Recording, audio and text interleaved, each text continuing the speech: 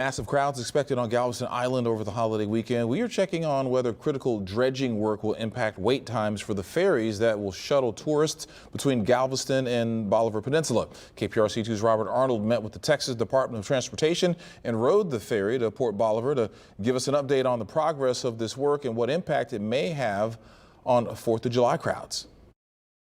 The crews dredging the area around the ferry landing at Port Bolivar will be working on the 4th of July, but Texas Department of Transportation officials tell us these crews will be working in spots that will not impact boat operations or ferry wait times. I love it. I have 1,000 pictures. The ferry ride between Galveston and Bolivar Peninsula can be a welcome break from the chaos of Houston freeways. It's very nice. It was pretty.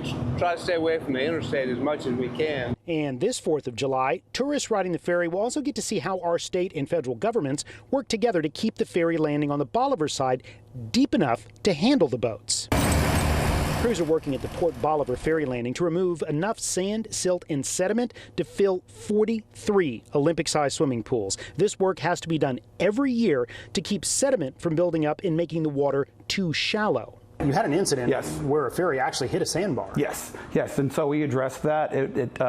Thankfully, we had a tug that did come out, but it was able to loosen up the boat, and the boat was able to move on its own power. That happened at the end of May, and TxDOT's Danny Perez says it's the first and only time it's happened. But it underscores the need for annual dredging. Crews are more than halfway to their goal, and this map shows how the sediment removed from the red area will help replenish the areas outlined in blue.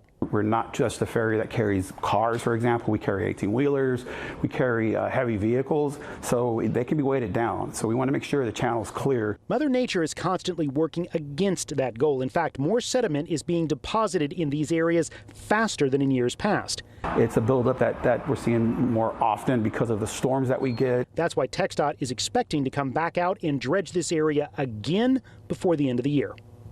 If you are planning on taking the ferry this weekend, we have links on click2houston.com that will give you boat schedules, wait times, and a real-time look at the landings on both sides of the channel.